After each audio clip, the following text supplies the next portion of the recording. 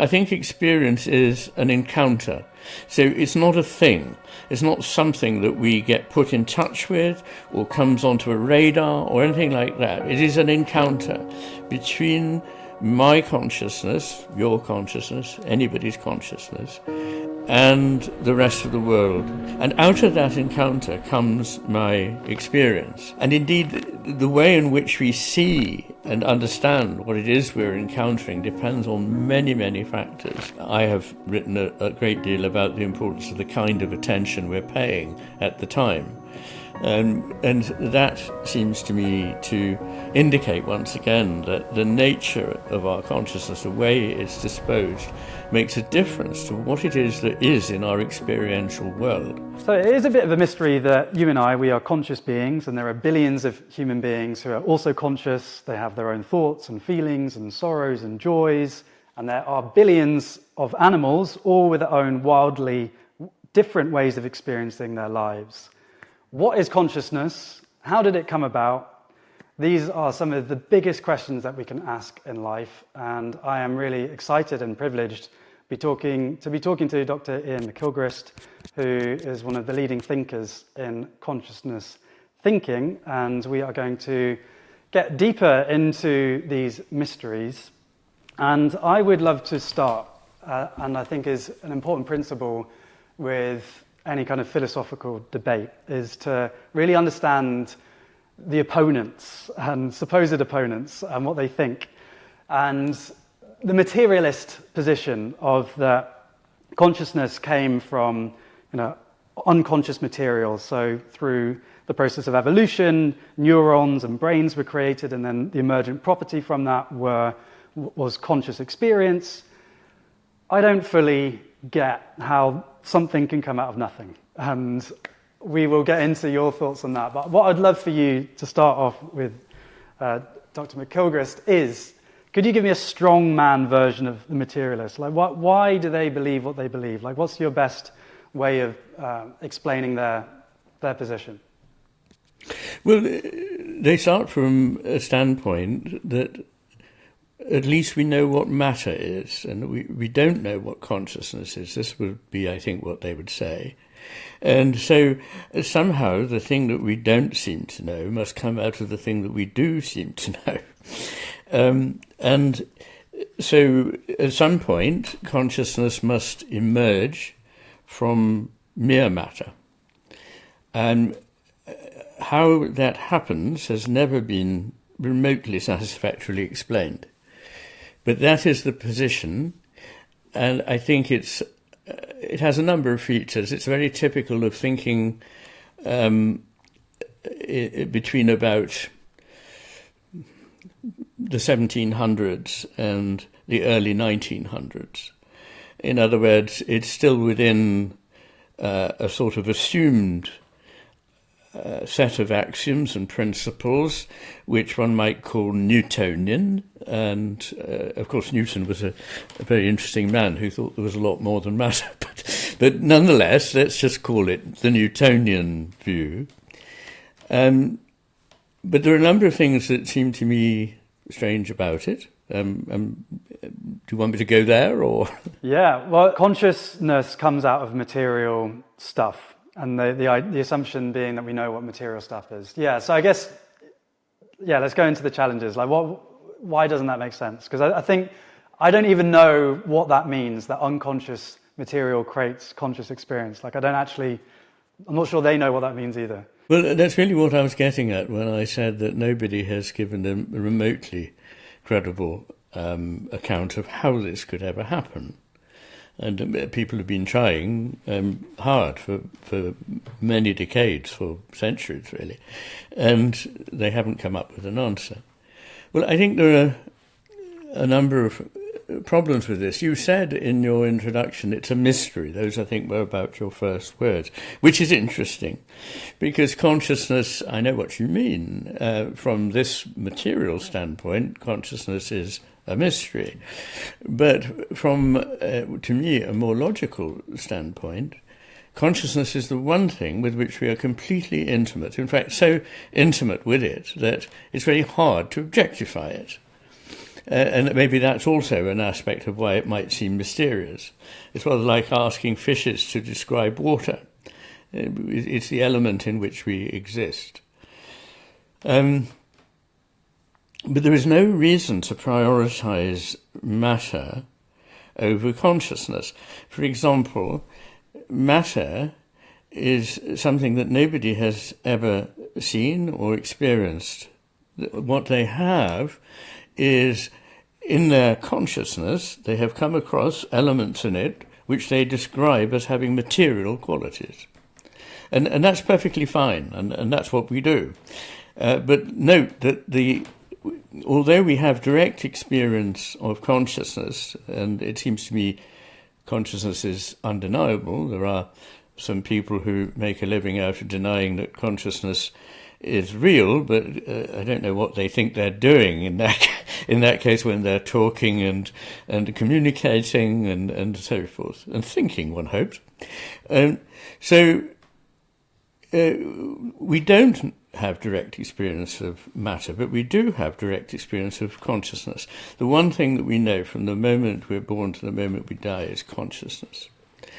And there is no reason to presume the absence of consciousness elsewhere. In fact, we are gradually pushing back the bounds of what is known to be conscious, so that we now think that not only all living creatures have some form of consciousness, and that's fairly easy to see, in fact, and is argued for by a number of very distinguished biologists, but mainly by physicists. Physicists have seen for over 100 years that consciousness and matter can't be disjoined, and so they are willing to accept that matter and consciousness appear to coexist and to in some sense, co-create.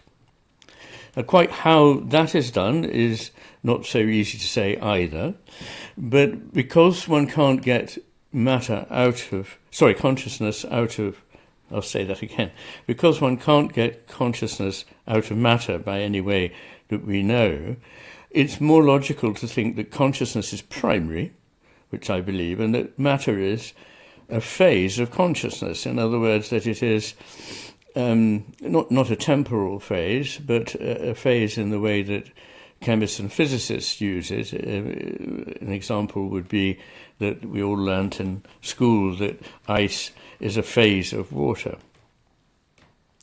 And in that sense, I believe matter is a phase of consciousness, which offers certain advantages. So that's my thinking on that.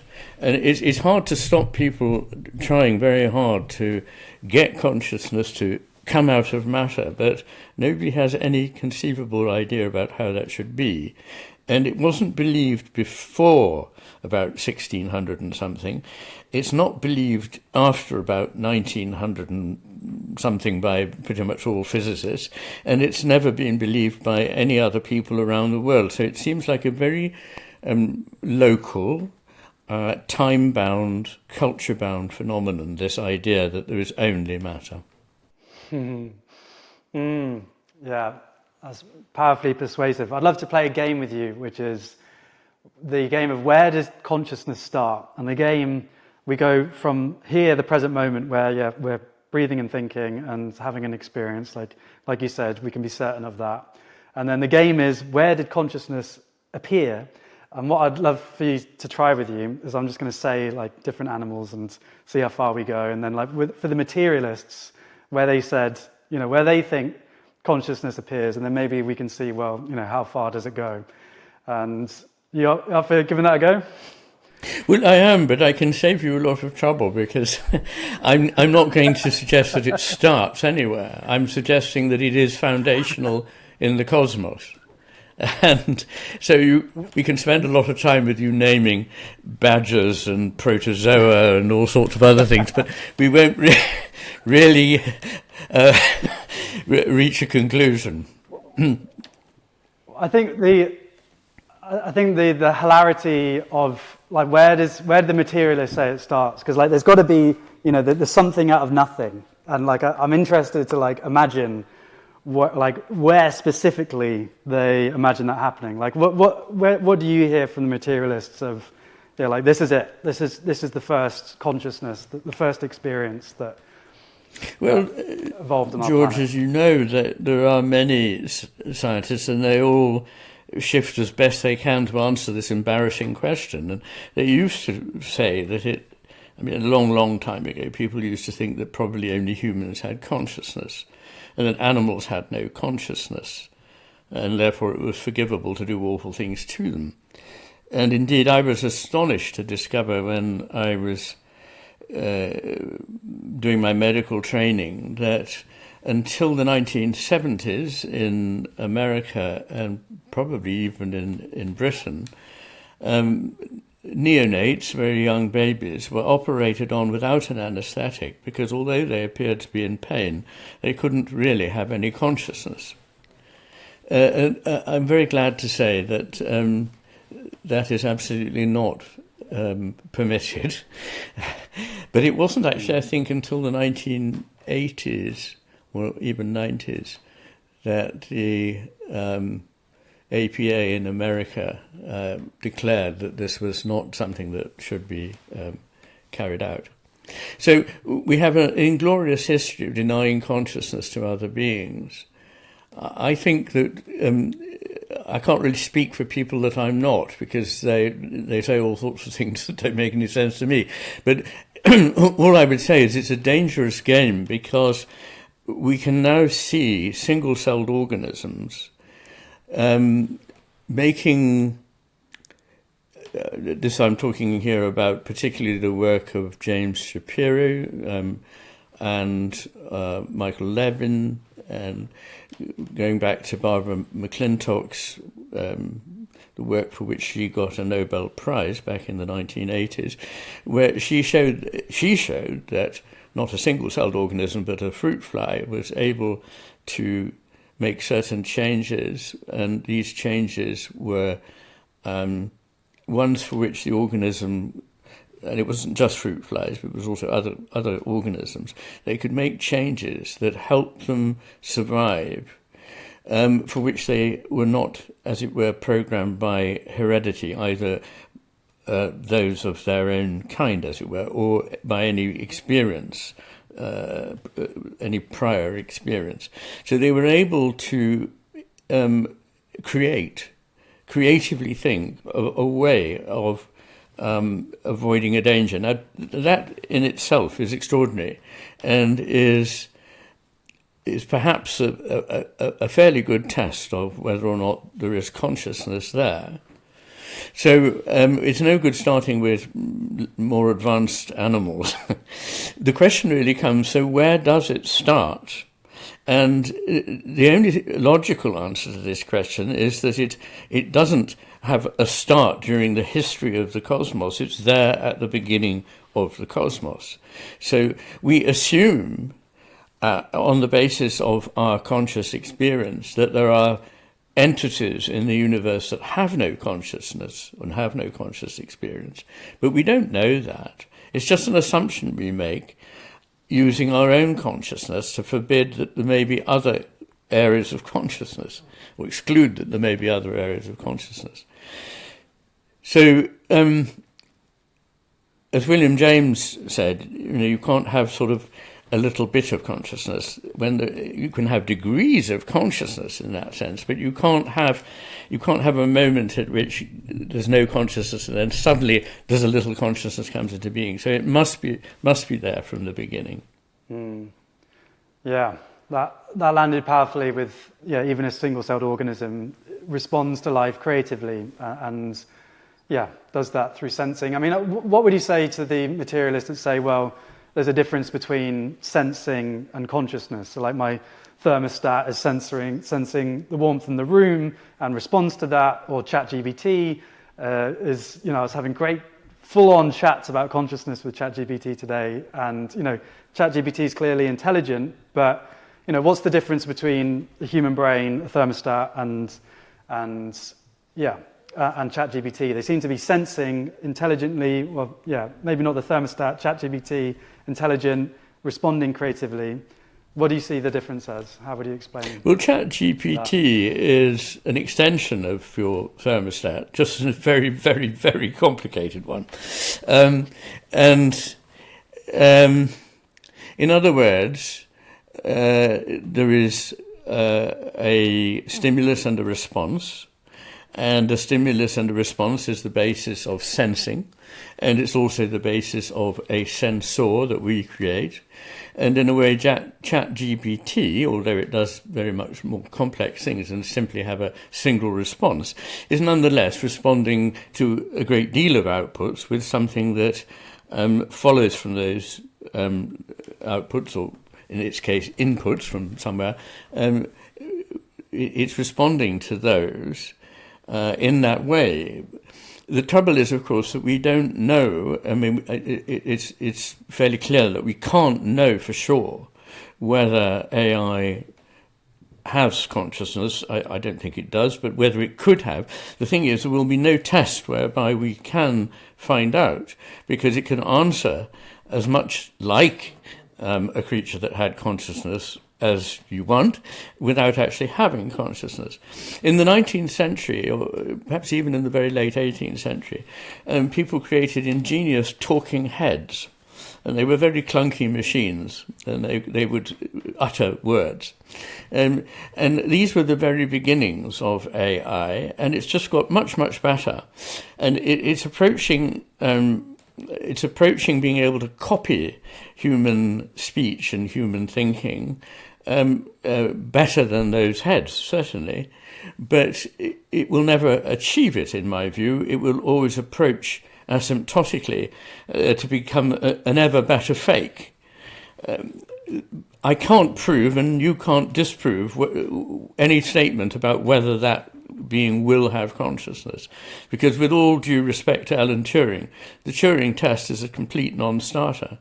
I mean, all it shows is that the thing is able to mimic, and that's really not good enough, I'm afraid. Yeah. What about the argument that, if panpsychism is the case and consciousness is fundamental, then the silicon neural networks that the AI is made of has that dull thrum of experience, and then, that is a network of connection, so it could be that an emergent property over time of an AI network is consciousness. Yes, I mean, it's certainly true that if panpsychism is right, and if consciousness is foundational to all things, and matter is a way of expressing it, then it's undeniable that the legs of this chair I'm sitting on, to some extent, partake in consciousness, and so do silicon chips and so forth.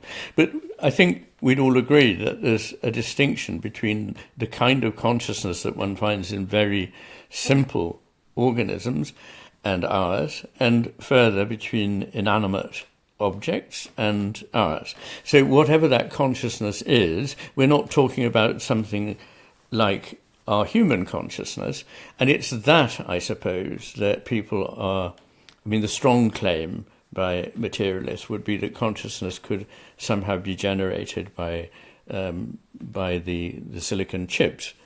I do recognise that there is a sense in which people can argue that if a system becomes complex beyond a certain point, not just complicated, but actually a complex system, which is fundamentally unpredictable, intrinsically, in fact, unpredictable, then you can't rule out that something could emerge that was a kind of consciousness that we would recognise.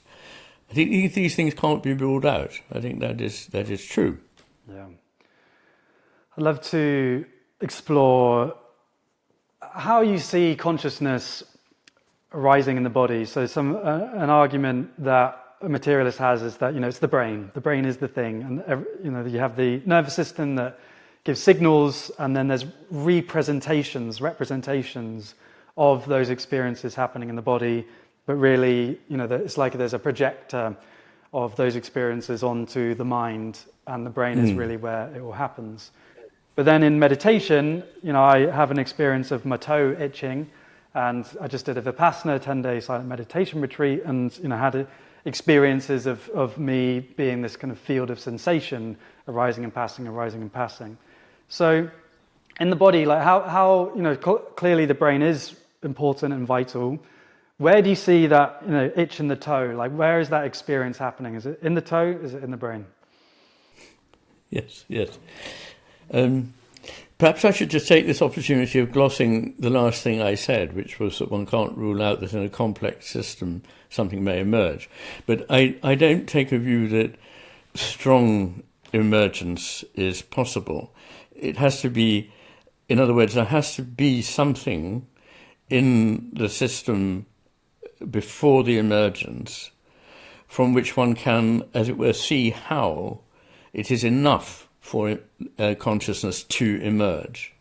So for any effect Y that comes out of a system X, there must be something about the system X and about X alone that can be shown to give rise to Y under certain circumstances. Now that is a much stronger test than just going abracadabra, we had a lot of complexity here and somehow consciousness emerged. And some people do argue like that, and I don't accept that. So I just wanted to put that on record in case you just leave me saying, well, yes, it could happen. I didn't really finish what I was thinking about there. But your point about where is consciousness is very good one. Consciousness seems to have no location in space. The early 20th century phenomenological philosopher Max Scheler argued that when we have feelings that we share or thoughts that we share, we think they're somehow inside our skulls, but we don't know that they're even inside us at all. They may be in the intervening space between us. We don't know where thoughts are. And it's another assumption that somehow they are inside the head. And a further assumption is one I very much dislike, which is a point of view put forward by one or two psychologists, that, as it were, our minds are a closed, sealed, hermetic chamber. We have no contact with reality, but all that happens is certain things are registered on dials, and those dials show up inside the cockpit, the blind cockpit where we are, and out of those we construct the world. Once again, I feel, why adopt a point of view that is intuitively so improbable? I mean, all these points of view are intuitively improbable, that someday in consciousness just emerges and so on.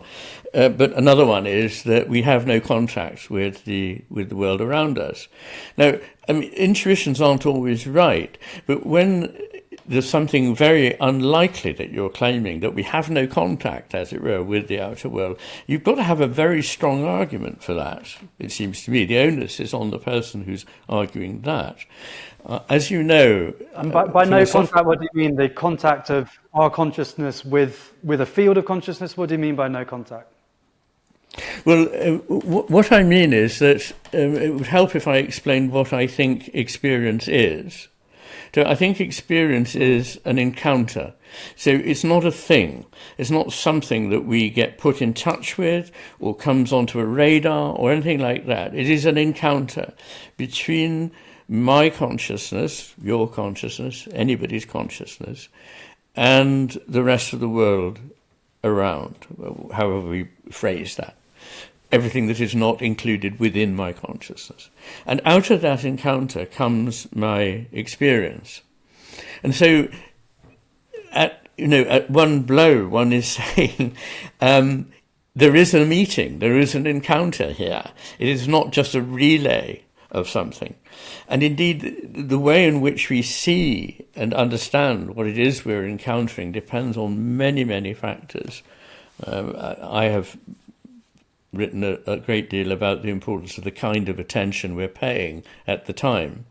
And that seems to me to indicate once again that the nature of our consciousness, the way it's disposed, makes a difference to what it is that is in our experiential world.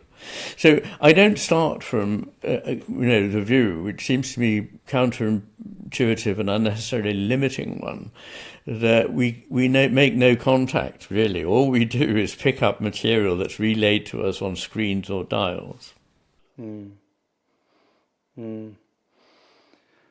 So then, if we were to bring it to the meditation with the toe and the itch and the scratch, is that... Yes. Yeah, what's happening as I experience that?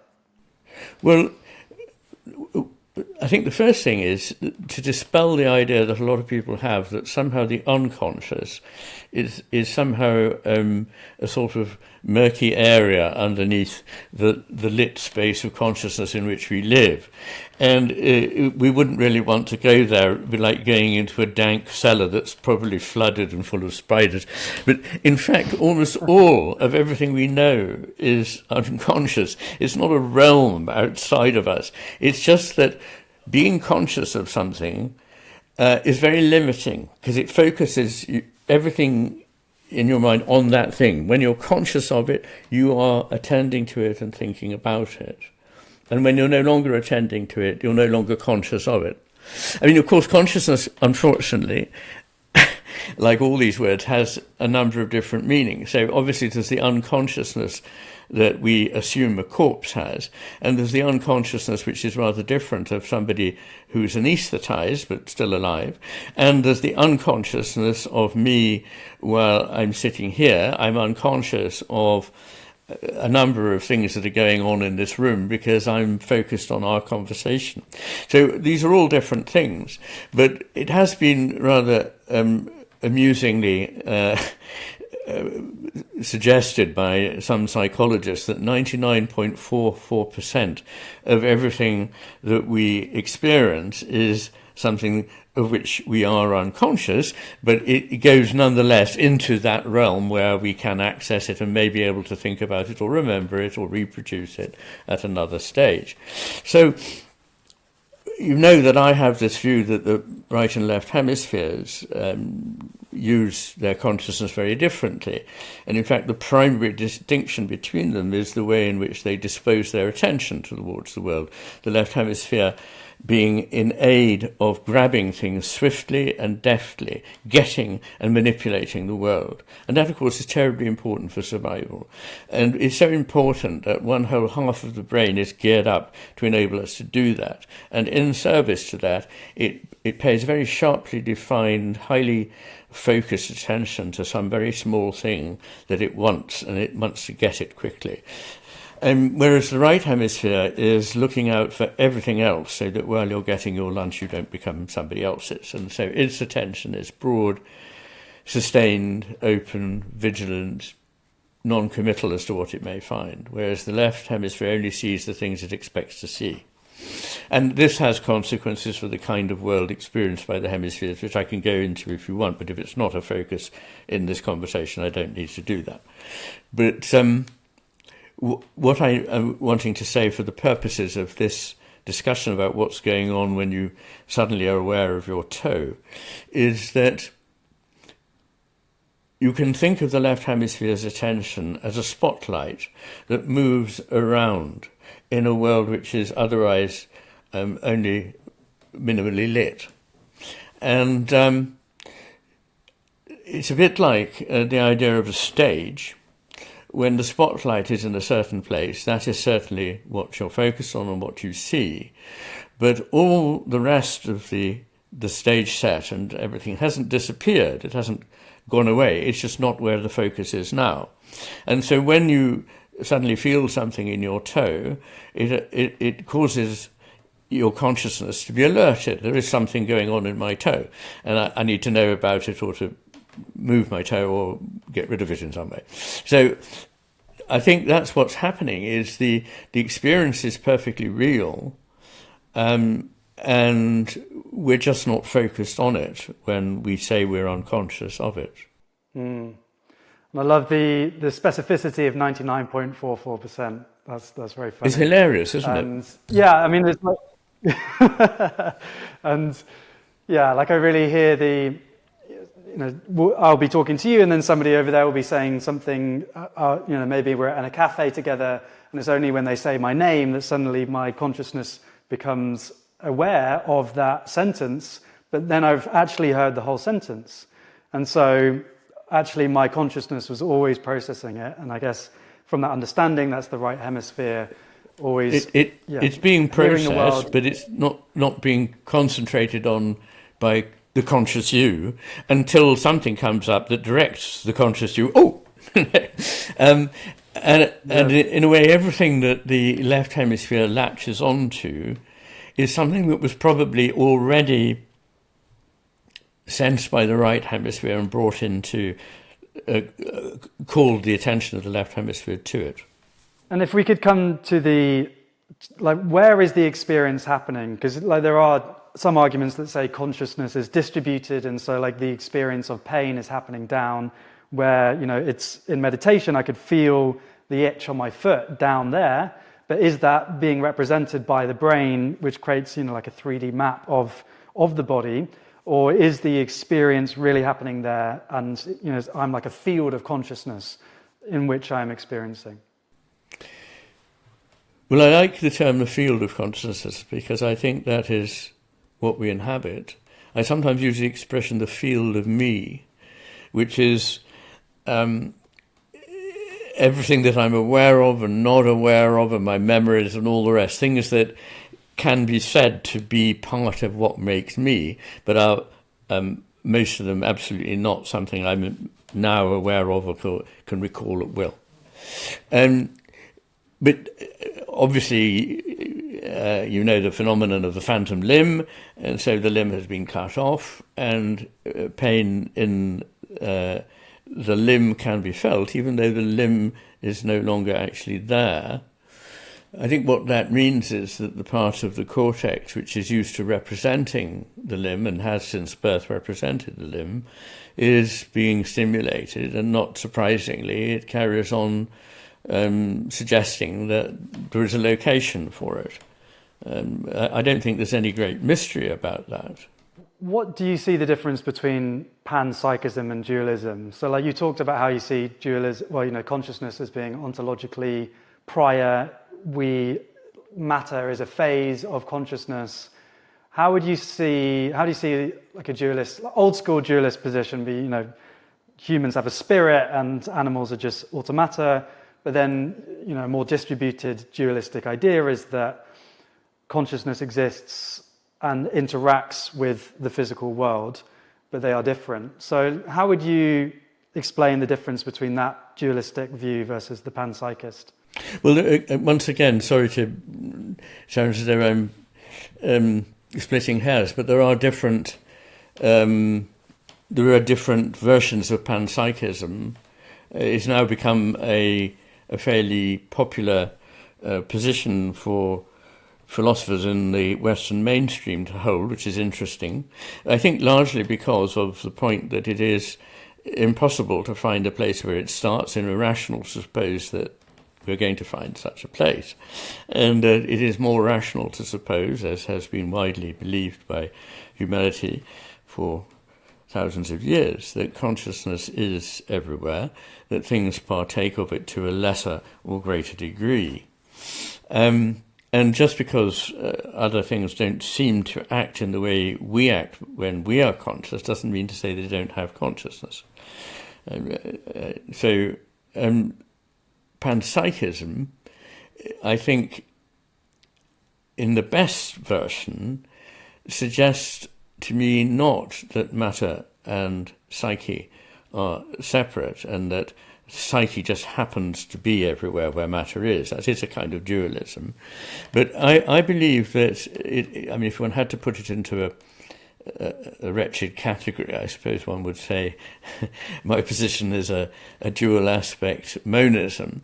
But because what I'm really saying is that consciousness can take on the qualities that we call material, and this is very important.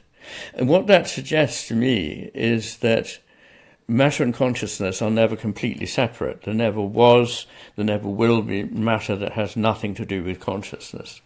It is a way in which consciousness, if you like, may be made manifest.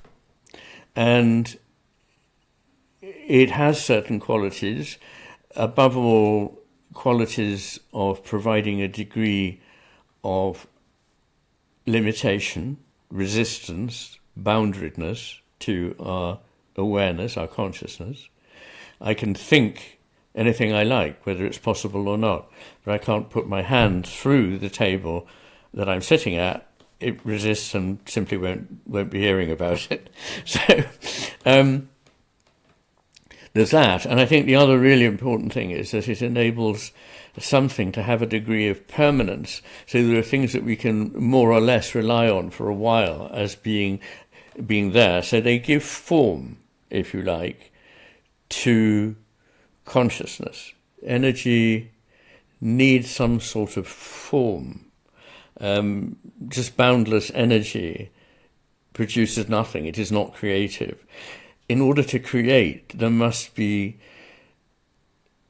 divisions, there must be limitations, boundaries, and it is this that matter creates. And we're now finding that form fields may be very important to the coming into being of all material experience, or all material elements in the cosmos. And those fields are interchangeable in one sense with matter, and I think that's what the equation E equals mc squared suggests. Yeah, that field of consciousness idea landed, and then I really, the resistance creating life, that was a point from your book, The Matter with Things, that really landed, is that, the river, if there's no undulations, if there's no rocks, there's no undulations and there's no patterns, and it's actually the resistance of the water moving over the rock that creates the pattern that repeats, even though the energy flows through it. And that's you and I. So as we begin to close our conversation, and I'm really grateful for your insights, I would love to know, this view of the universe that we've been discussing, how has it helped you? And why do you think it's so important that the world begins to move to this position? Well, for me, it's terribly revealing. And the fact that it makes sense of things that are otherwise hard to make sense of counts in its favour, in my view. And one of the things that is more truly puzzling, I should say, than consciousness is, why is there life? As Iain Whitehead pointed out, if all that you want is to persist in existence, then much better never to have been alive. Because a rock can be billions of years old and unchanged and, as it were, carrying on, whereas living things like ourselves have a paltry 70 years or whatever it may be. It's also interesting, in my view, that evolution hasn't gone in the direction of making creatures that last longer.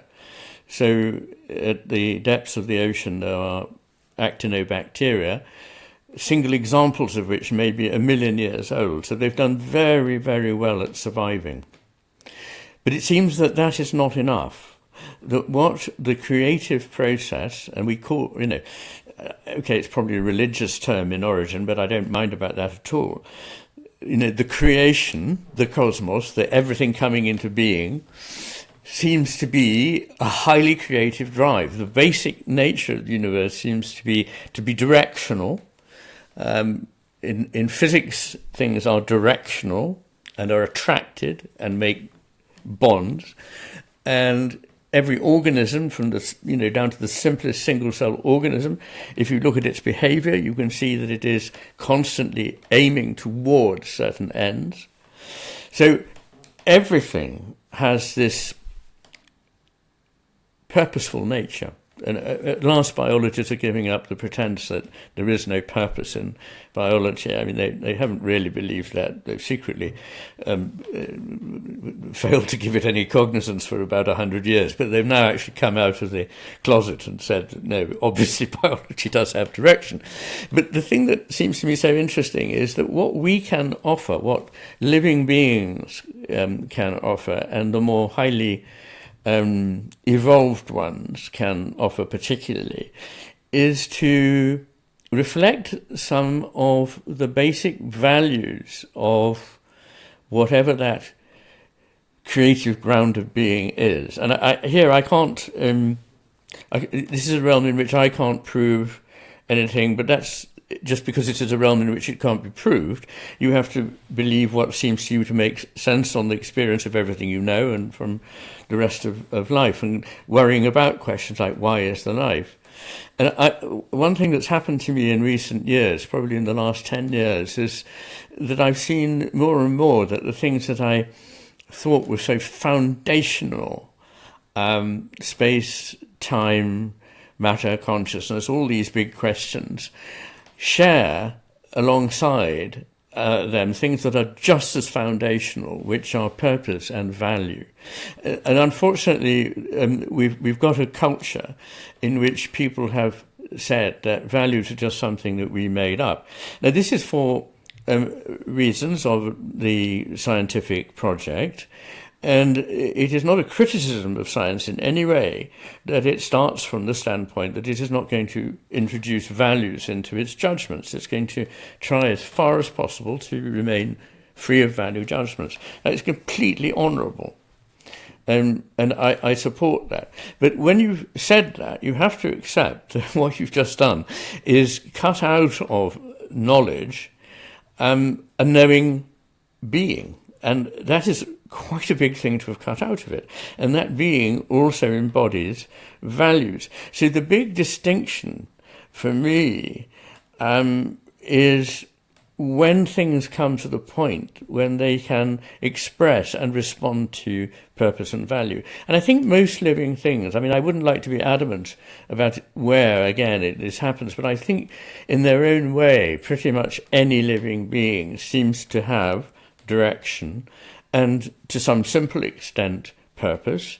As you go into the world of birds, they appear to have a sense of beauty, and not just mammals, but other animals have a sense of beauty, respond to beauty.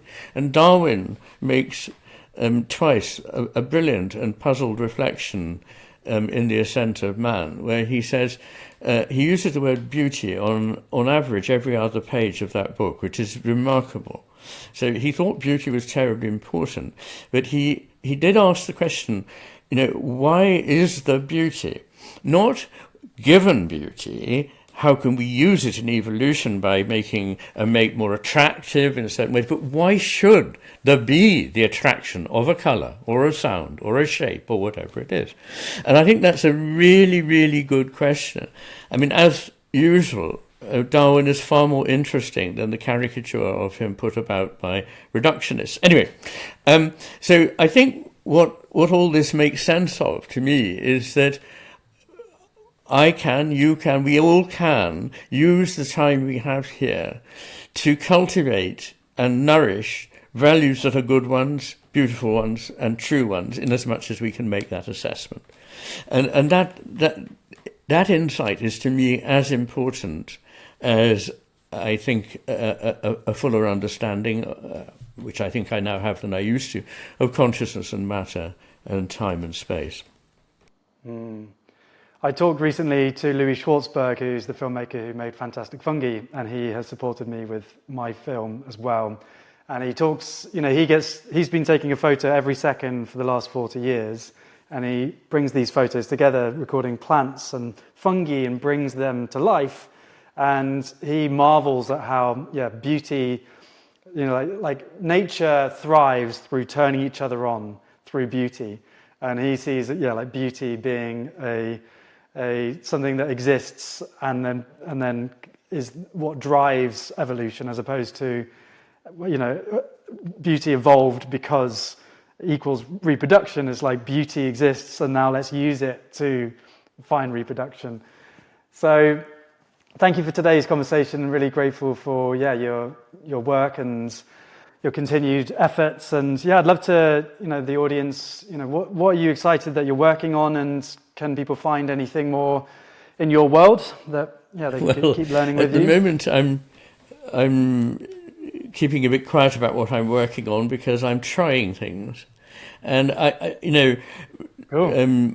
I believe it's very important to have fallow periods during which one's thinking is not too exposed to questioning, and things then come about. If you question them too much too early, you tend to make them defensive and rather rigid and samey. And it's something I argue about creation in general, that it's in periods when people have done a lot of work and then switch off and go away from it that they get the big insights. So what I'm aiming to do at the moment is that on a number of these topics. And I do a bit of writing and just sort of file it away and think probably it'll never make it, but that's fine. That's how all my work has been. So, I'm at the moment writing a film called What is Consciousness, something like that, and I walk in nature every day, and I've got two parts of my psyche: the taskmaster who's always doing, and then Quiet George, who has got the Wu Wei, the Taoist, the meditation, and wants to do nothing. And I honor both of them. The taskmaster is my activist who wants to do, but I'm always surprised. And like the taskmaster gets me out, even though I enjoy the hike. But it's often the quiet when I'm lost in the Scottish wilderness, and I come across a river, and then I sit down, and then I have that synthesized idea, and then the next step comes to me. So that emptiness, there's, like you said, with matter is a way that consciousness can take form and be boundaried. For me, that space and that emptiness is that pure consciousness from which then, a manifestation of a thought comes. And I'm always grateful and marvel at that when it happens. Indeed, we need both the taskmaster and the receptive space, which in the East is called emptiness, but our translation of shunyata doesn't really express what that means. It means a potential space in which something can come into being. It's a very rich idea, like a womb. So, there we are. Well, good luck with it, George. And yes. Thank you so much. Yeah, thank you for your time. Appreciate today's conversation.